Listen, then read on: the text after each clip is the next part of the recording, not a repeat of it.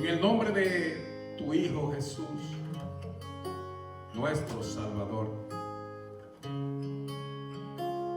venimos delante de ti, seguimos delante de ti,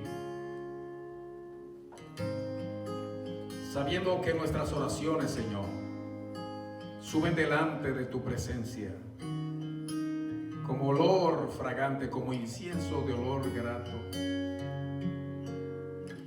Tus ángeles las recogen, cada palabra, Señor,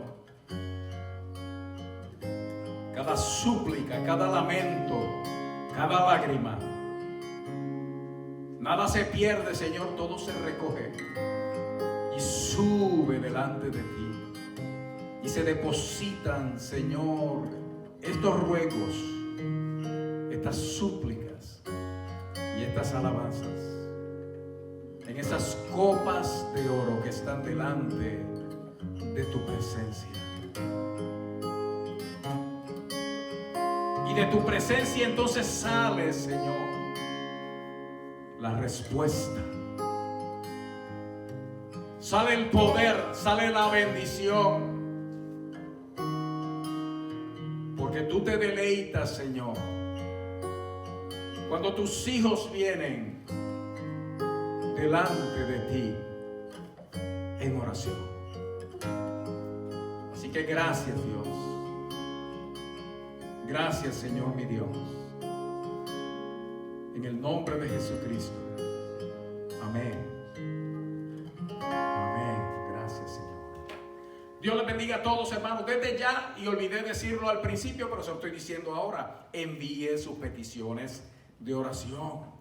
La palabra del Señor dice que si dos de nosotros nos ponemos de acuerdo en la tierra acerca de cualquier cosa que pidiéramos, nos será hecho por nuestro Padre que está en los cielos, porque donde están dos o tres congregados en su nombre, ahí está el Señor, nuestro Dios, Jesucristo, nuestro Salvador, en medio de nosotros. Eso lo puede ver en Mateo capítulo 18, el verso 18 al 20. Pero escuche bien, porque si usted comparte con nosotros su petición de oración, lo vamos a estar haciendo público, y todos aquellos que están al alcance de nuestra voz ahora, la cantidad que sea de gente, vamos a estar clamando por una misma cosa. Y oiga, lo que vamos a estar es pidiéndole al Señor que conteste esa oración. Así que anímese en fe y envíe su petición ahora mismo para nosotros poder orar por ella. Mientras tanto, hermanos, vamos a compartir brevemente una palabra del Señor en este asunto de la fe, porque el domingo hablábamos de que nosotros tenemos que tener una fe viva, que la fe, según la entendieron aquellos grandes reformadores que fueron movidos por el Espíritu Santo para despertar una iglesia que no solamente estaba dormida, sino que estaba esclavizada por la ignorancia hace cientos de años atrás, entendieron que la fe no era solamente el hecho de creer, sino que la fe es algo que va creciendo hasta llevar a uno al punto de confiar con amor y esperanza en quién es y lo que dijo y lo que dice nuestro Salvador Jesucristo, de tal manera que se apodera del creyente un deseo intenso, un anhelo, un ansia de ir continuamente a su presencia. Y usted sabe que como llegamos a su presencia es precisamente orando. La oración es quizá el acto de fe más significativo y poderoso que puede ejercer cualquier cristiano, porque afirma lo que nosotros creemos con un acto que para el que no conoce a Dios parece un absurdo, porque estamos hablando con un ser que no se ve. Y así, cuando nosotros nos ejercitamos o ejercemos el poder de eso que se llama la oración, estamos moviendo el universo entero, porque así lo hace nuestro Dios a nuestro favor. Nos tenemos que acercar a Dios creyendo, hermanos, pero nos tenemos que acercar también con confianza, con amor, como dice Hebreos capítulo 4.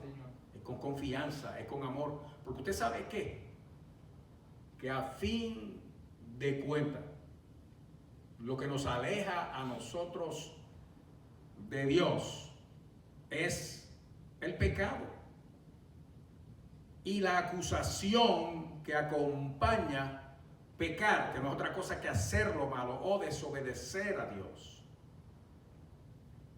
Y básicamente lo que ocurre es que cuando nosotros fallamos, la idea que tengamos nosotros de Dios en nuestra mente, la que sea nuestra fe, por eso es que tiene que ser una fe viva, una fe con esperanza, una fe con amor.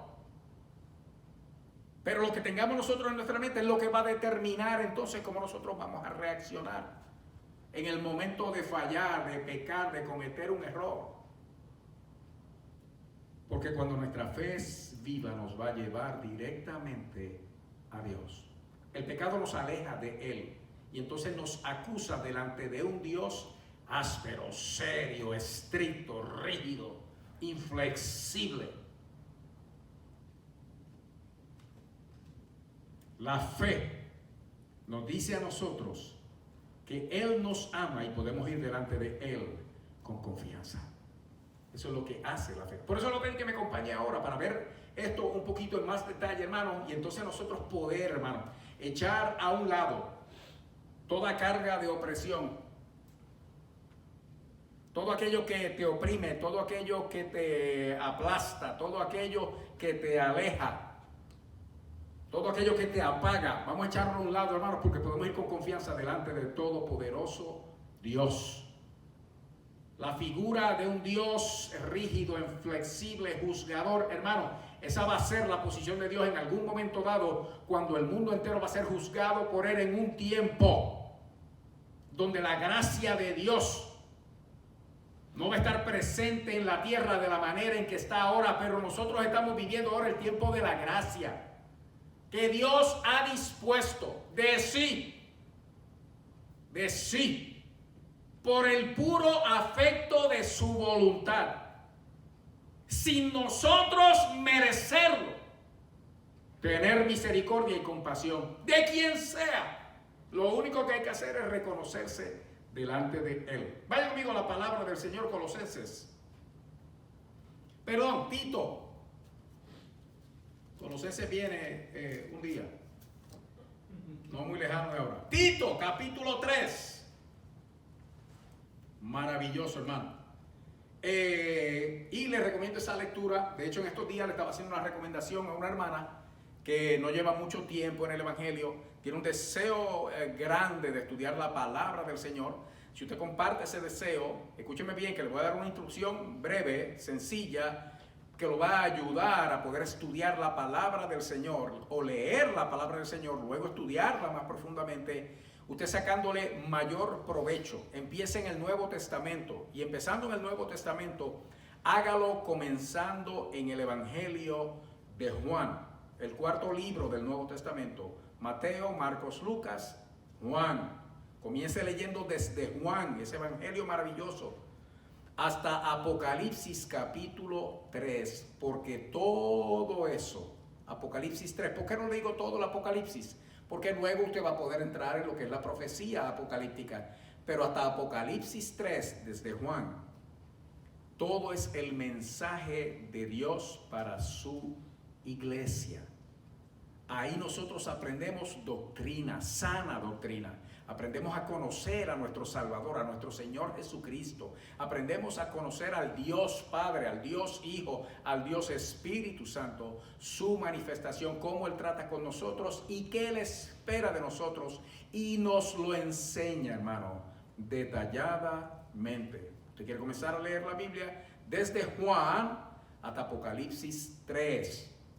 A medida que va leyendo eso en orden, en ese orden, en cualquier momento puede ir al libro de los Salmos, que son maravillosos. En cualquier momento puede ir al libro de Proverbios en el Antiguo Testamento, Salmos y Proverbios.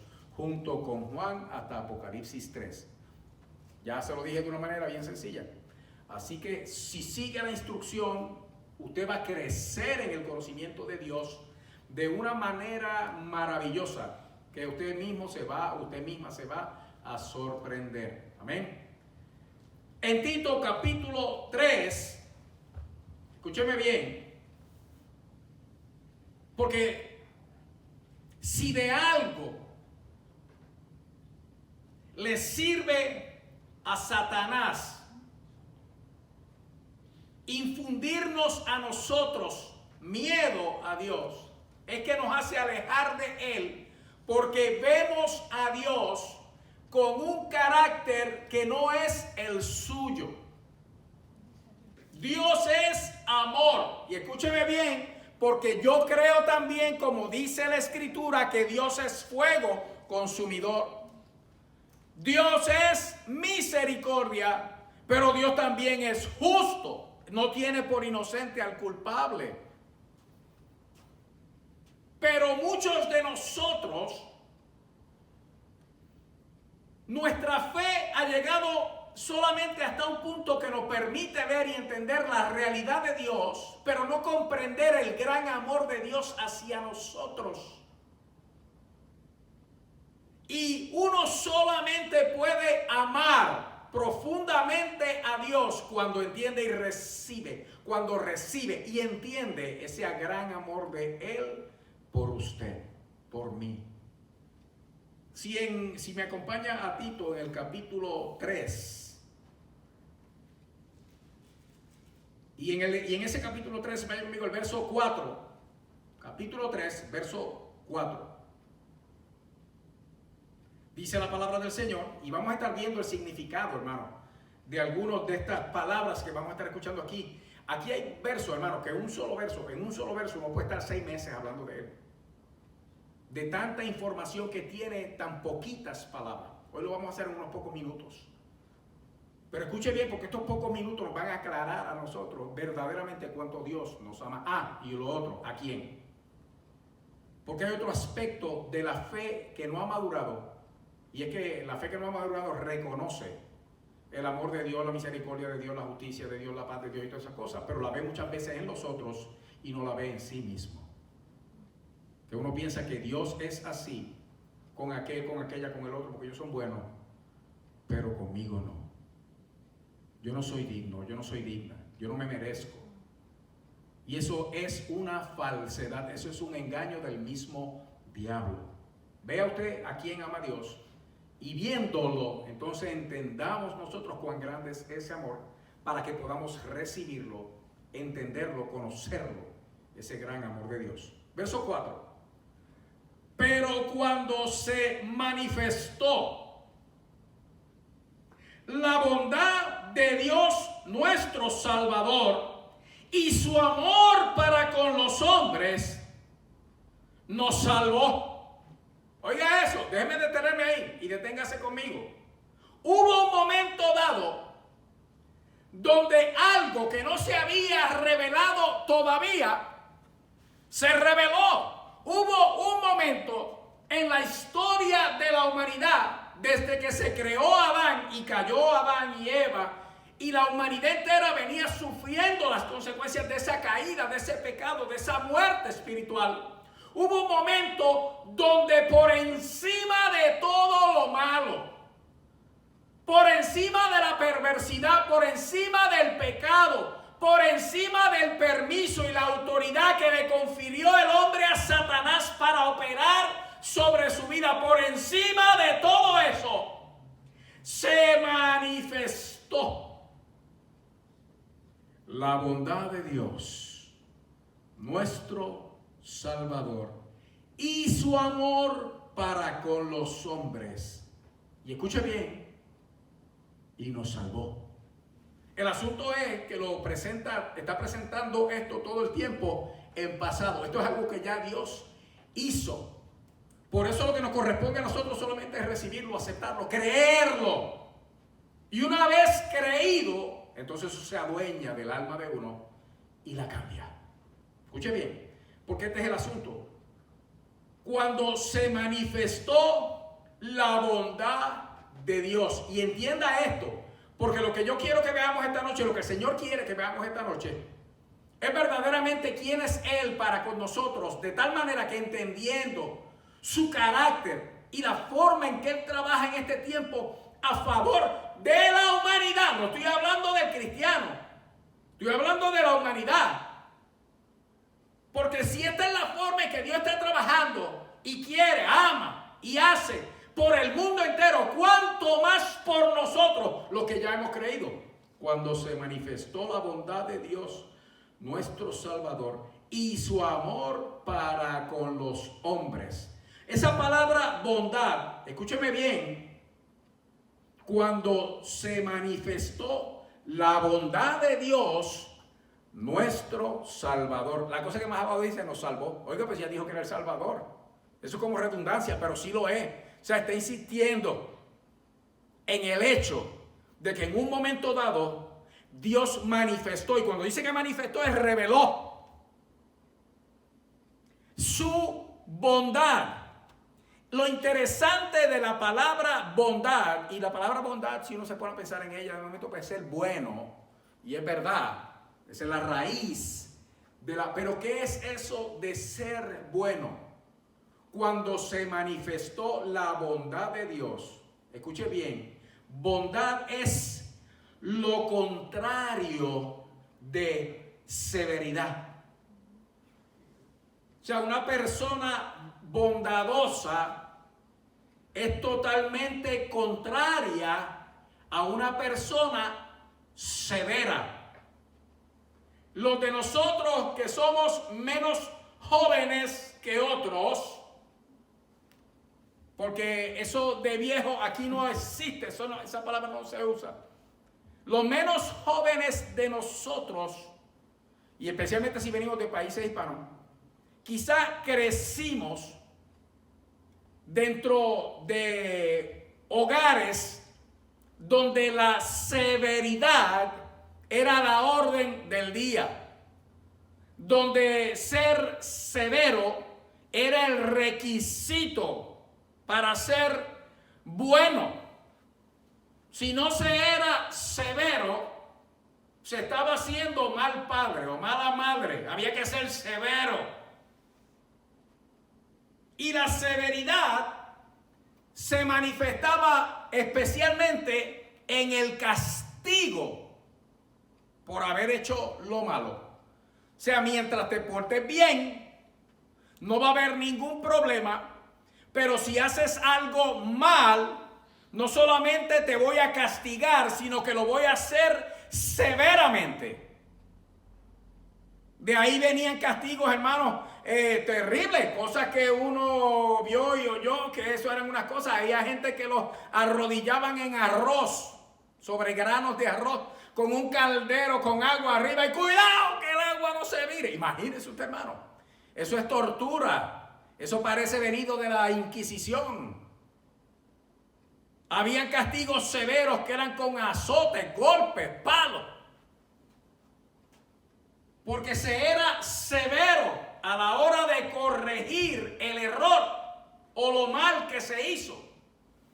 Y muchos de nosotros tenemos ese concepto de nuestro Dios. Cuando vemos este pasaje de la Escritura, vemos que desde el principio del verso 4, cuando se manifestó la bondad de Dios nuestro Salvador, la bondad del Dios que me salvó, lo que está diciendo es que esa bondad de nuestro Dios es contraria. Aquí bondadoso, en vez de usar un sinónimo para el significado, usa un antónimo, lo contrario. Y dice, bondad es lo contrario de severidad. Que quizá donde aún justamente ser severo hubiera sido la respuesta correcta, Dios, en lugar de la severidad, escogió la bondad. Se lo voy a decir con la palabra misma.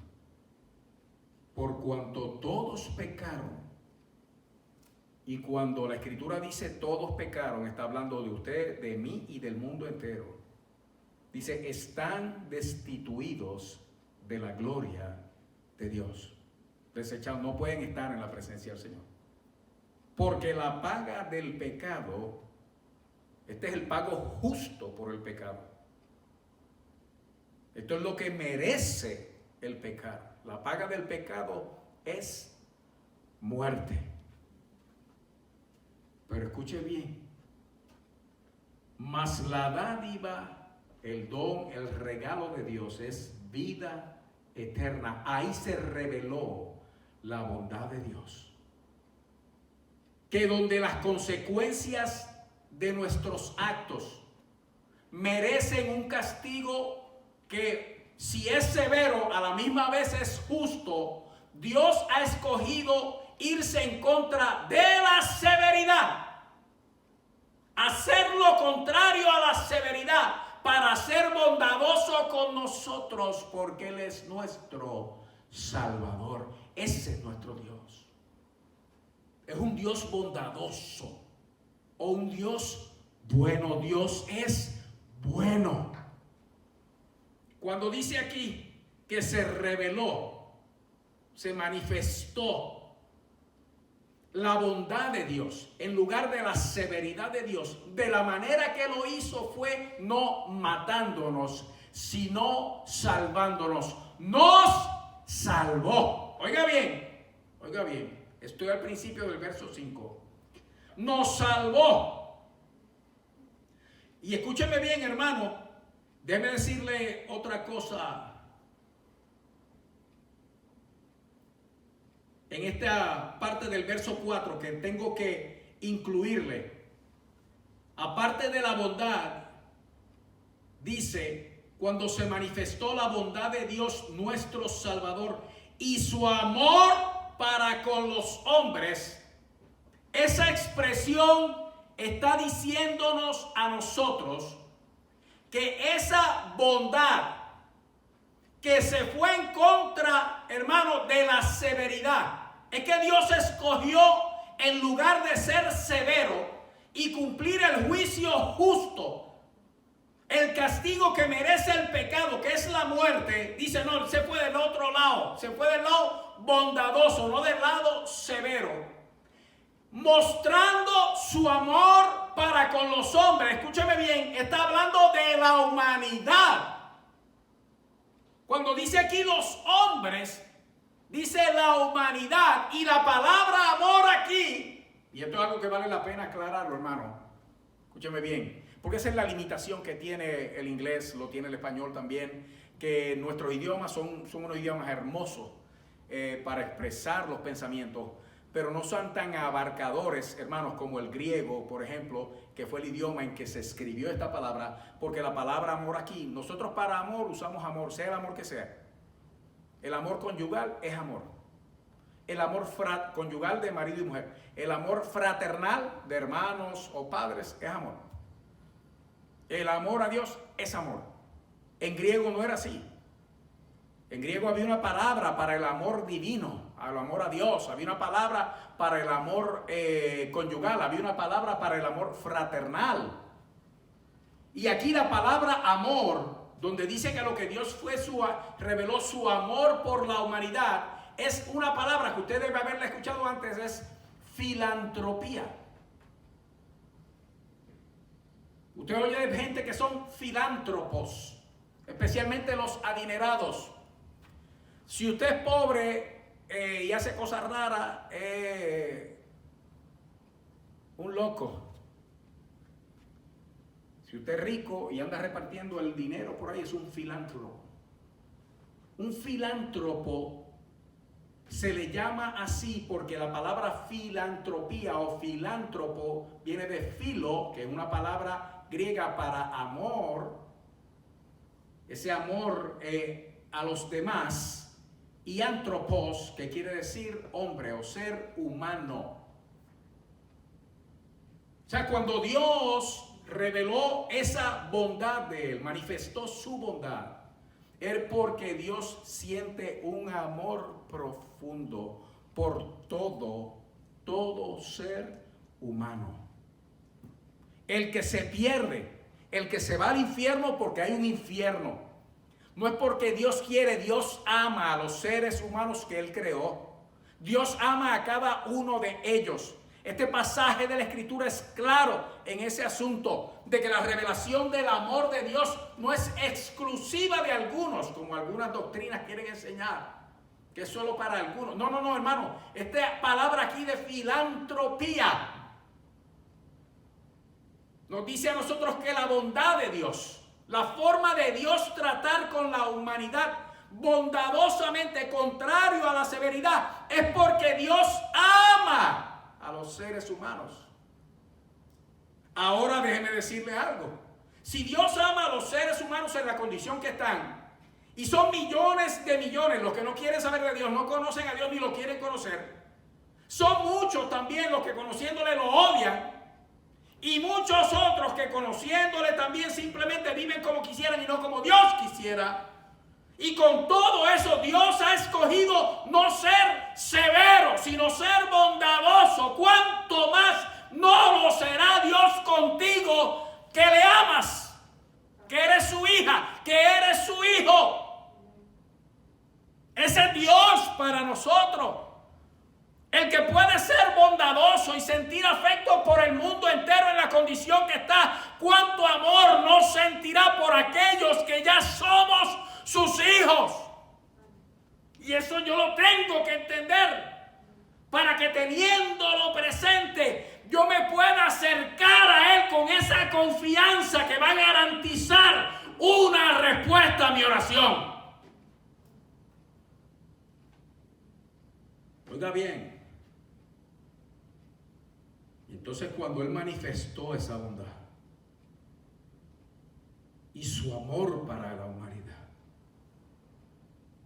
cuando eso se manifestó, se reveló, y fue cuando Cristo vino, se hizo carne, habitó entre nosotros, vivió, ministró, predicó, enseñó, hizo milagros, sufrió, murió y resucitó. Esa es la revelación de la bondad de Dios, que descargó sobre su Hijo la severidad del castigo que nos pertenecía a nosotros. ¡Cuán grande amor! Lo que era para ti, lo que era para mí, lo descargó sobre aquel que nunca hizo nada malo. Para no ser severo contigo, fue severo consigo mismo. Oye bien, nos salvó. Verso 5. No por obras de justicia que nosotros hubiéramos hecho. Dios nos salva a la gente porque es buena. Y entiéndelo bien. Porque si fuera por nuestra bondad y no la suya, ninguno de nosotros podía llegar jamás a alcanzar la salvación. Porque por bueno que seas o te consideres o otros te consideren, todos somos pecadores, todos fallamos, todos hacemos cosas malas delante de Dios. No es por nuestra justicia. Si fuera por lo que nosotros podemos hacer, que se alcanzara la salvación, la gloria sería nuestra y no sería de Dios. Solo Él puede salvar.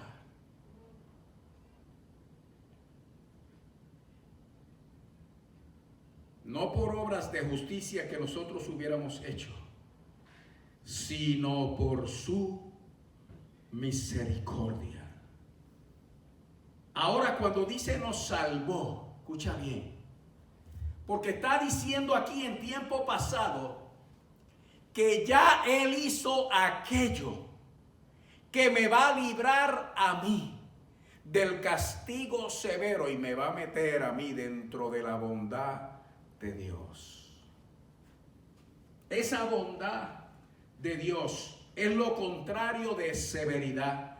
La bondad de Dios, escucha bien, es suavizando todo lo que sería áspero. Que en lugar de haber una respuesta áspera de Dios hacia mí, mereciéndomela, lo que viene es una respuesta suave. En lugar de ser severo, es amoroso. Oye bien, es una forma de tratar a los otros con clemencia y mansedumbre. Yo no sé usted, yo desde chiquito, desde pequeñito, a mí me decían Saorí. Después yo descubrí que son un demonio chiquito. Me decían ratón de malla, porque los ratones, la malla es una planta espinosa en Puerto Rico, y los ratones, hermano, se metían en esa mata brincando y saltando y parecía que ahí no había espinas por ningún lado. Y hubo veces en que yo inclusive no sabía bien cuál era mi nombre, porque el nombre que más escuchaba era demonio. Demonio, estate quieto. Demonio, bájate. Demonio, no hagas eso. Desde chiquito. Cuando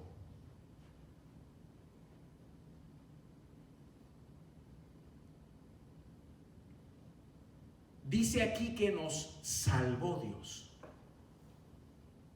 es que nosotros desde pequeños venimos ya maleados, haciendo cosas que no son, desobedeciendo o queriendo hacer nuestra voluntad e imponer lo que nosotros queremos o creemos. Venimos enemistándonos, peleándonos. En una sola palabra, crecemos pecando. Pero cuando esa bondad de Dios se manifestó en lugar de la severidad y el castigo que merecíamos, que es la muerte, Él ya de antemano, antes de que usted naciera y de que yo naciera y de que Dios supiera que me iba a decir Saorí y me iban a decir ratón de malla y me iban a decir demonio, ya Él había provisto una salvación maravillosa. Y cuando dice que nos salvó, es que por aquello que Jesucristo hizo, cuando vivió entre nosotros, murió entre nosotros y resucitó entre nosotros, aquello que Él hizo nos salvó. ¿Cómo lo hizo? Esa palabra salvó es que nos libró. Oiga bien, nos protegió. Pero escuche bien que salvó nada más, no es que nos libró de las consecuencias del pecado, no es que nos protegió de las consecuencias del pecado, sino que también esa palabra envuelve algo maravilloso, no solamente para la salud del alma, sino para el cuerpo también, porque cuando dice que nos salvó, está diciendo que nos sanó. Ya nuestra sanidad, la sanidad de este cuerpo está segura en nuestro Señor Jesucristo. Escuche bien. Esa palabra salvó quiere decir que nos volvió íntegros. O sea, que arregló lo de adentro, pero también proveyó para que lo de afuera se arregle. Eso cree que nos salvó, oiga bien, es preservando. Es que ahora esa salvación nos está preservando. Por eso esto lo que hay que hacer es recibirlo. Ya está provisto, ya está dado, ya se manifestó, ya se reveló. Esta es la bondad de Dios. Esta es la gracia de Dios. Este es el amor de Dios. Que ahora está preservándonos. Si usted lo recibe, si usted lo cree, que ese amor es para usted. Te preserva, te guarda, te cuida y te protege. Escuche bien. De peligro, de pérdida y de destrucción. Sin merecerlo. ¿Qué es lo más grande de todo esto? Que sin merecerlo. Este es el tiempo de la bondad de Dios. se manifestó, se está manifestando esa bondad de Dios. No por obras de justicia que nosotros hubiéramos hecho, sino por su misericordia, por el lavamiento de la regeneración y por la renovación en el Espíritu Santo. ¿Cómo ocurre esto? Y escúchame bien, que hablábamos el otro día, que si tu fe es la fe de creer lo que yo estoy diciendo, tú puedes creer esto, pero no sé, esa información tú tenerla, pero no ser tuya, no ha hecho ni provocado nada en tu vida. Tú la puedes creer como cierta, como una gran verdad, y ya subiste un escalón. O sea, wow, eso es lo que es, pero solamente llegó a tu intelecto. Pero si tú lo crees de tal manera que eso baje a tu corazón, que de la cabeza baje al corazón y se una todo esto en esa convicción maravillosa de que esa bondad de Dios, ese amor de Dios, esa misericordia de Dios, dice, para con la humanidad, te incluye también a ti. Si tú crees que ese amor es real en este momento, escúchame bien, entonces viene, cuando uno lo cree, viene un lavamiento, viene una regeneración, esto es una expresión que usó Jesús con uno que ya era conocedor, era religioso, le servía a Dios, Nicodemo, y le dijo, tienes que nacer de nuevo. Viene un nuevo nacimiento, viene una nueva creación. Dice, por el lavamiento de la regeneración. Y cuando dice lavamiento, es que yo creo esto. Vamos a proponernos creer en esta noche, hermano, que esa bondad de Dios se manifestó para nosotros. Dice que es para toda la humanidad. Ya nosotros estamos de este lado, ya nosotros estamos creyendo, ya nosotros sabemos que esta es la verdad. Hay que abrazar entonces no solo la verdad, sino la bondad de Dios, el amor de Dios, la misericordia de Dios para mí de tal manera que yo sea lavado, regenerado.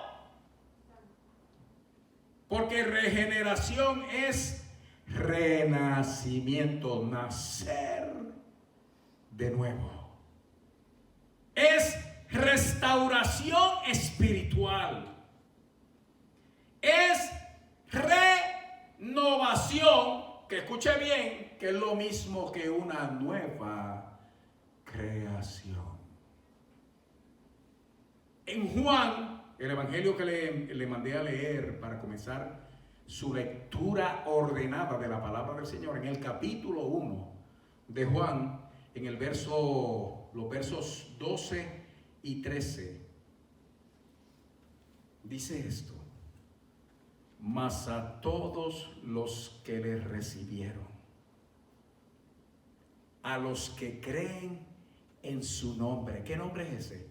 Jesucristo, el Hijo de Dios, les dio potestad o el poder de ser hechos, oiga eso, a los que creemos, a los que los recibimos. Dios nos da el poder de ser hechos, o sea, recibir al Señor y creer en esa bondad, ese amor y esa misericordia de Dios nos hace en ese momento de ser hechos hijos de Dios. Pero escuche bien que el verso siguiente, el verso 13 dice, los cuales no son engendrados de sangre. O sea, no es que nacemos de una relación de seres humanos, ni de voluntad de carne, ni es porque nadie dijo, ok, vamos a juntarnos para nacer de nuevo, ni por voluntad de varón, pues yo me voy a casar y entonces vamos a nacer de nuevo. No, nacemos de nuevo no por la voluntad del hombre, sino que nacemos de nuevo por la voluntad de Dios. Ese es el lavamiento de la regeneración. Escuche bien, por la renovación del Espíritu Santo. Y para que todo eso ocurra, lo que hay que hacer es creer. Pero creer con confianza, creer con esperanza. Y como sabemos que Él es bondadoso, que es la revelación de su amor, que no hay severidad en lo que Él va a hacer con nosotros, sino bondad, mansedumbre. Entonces vamos a creer con esperanza, con confianza y con amor. Aquí es donde usted se atreve. Hay personas que usted no se atreve a acercársele, porque es como acercársele a un erizo o un puercoespín, que no importa, por donde usted trate de agarrarlo, hinca. Ese no es Dios. Aquí, cuando creemos de esta manera, cuando creemos en ese amor y en esa bondad revelada ya a nosotros, y todo dispuesto solamente para ser recibido, entonces nosotros podemos dar ese paso y acercarnos a Él y hacerlo con confianza, con esperanza y con amor. Solamente lo puedo comparar al abrazo de una buena madre o al abrazo de un buen padre. Cuando usted se atreve a meterse entre esos brazos, porque usted sabe que ahí usted está seguro, usted está segura. Así que allá donde quiera que usted esté, esta es la fe que tenemos que abrazar. Esta es la confianza que tenemos que abrazar. Oiga, esa es la bondad de Dios revelada para nosotros, el amor y la misericordia de Dios revelada para nosotros. Solo se recibe, solo se acepta, solo se agarra, se abraza. Y eso es suficiente. Así que yo le voy a invitar allá donde usted está, que nos pongamos de pie delante del Señor para hacer precisamente eso. Oiga, si esto es lo que hace a uno hijo de Dios,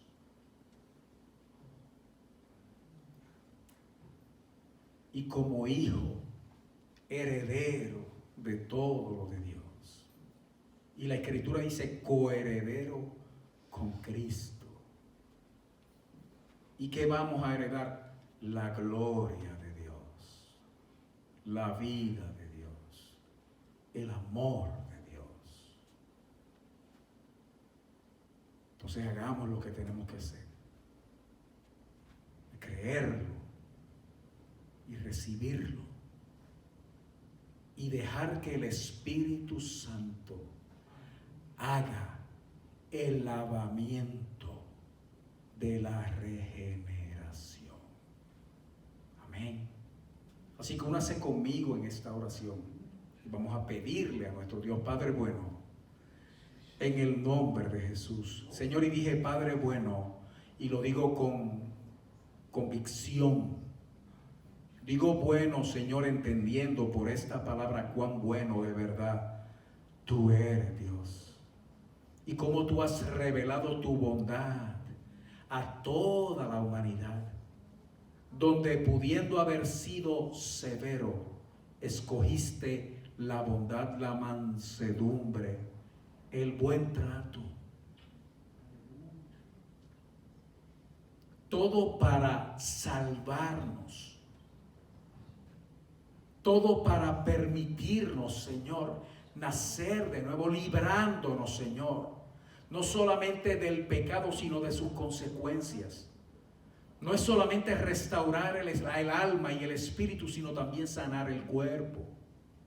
Qué cosa maravillosa, Dios, y esto es por la fe. Y aquí estamos, Señor, rogándote que ahora, mi Dios, nos laves, nos limpies de todo pecado, de toda maldad, de toda iniquidad, que quites toda culpa, Señor, y laves nuestras vidas y laves nuestras almas con el agua maravillosa de tu Espíritu Santo. Limpia, Señor, la mente, limpia el corazón, limpia el cuerpo, Dios, límpialo todo, Señor, y renueva, restaura, revive, Señor, todo nuestro ser para ti, porque venimos delante de ti con confianza. Y te abrazamos, Señor, nos abrazamos a ti, para que seas tú y solo tú el que hagas la obra, y en todo, Dios, te lleves la gloria. Gracias, Señor, por lo que haces ahora en el nombre de Jesucristo.